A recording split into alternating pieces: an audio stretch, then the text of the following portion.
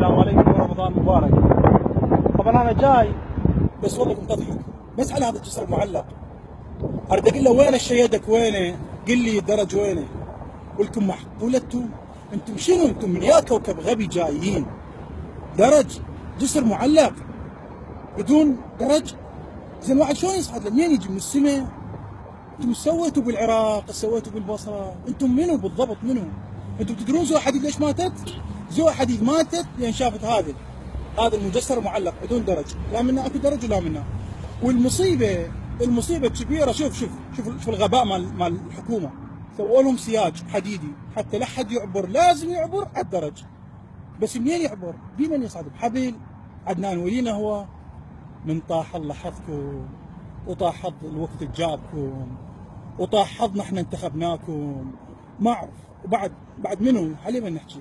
يلا شوفوا هذا جسر معلق بالبصره. البصره تنهض.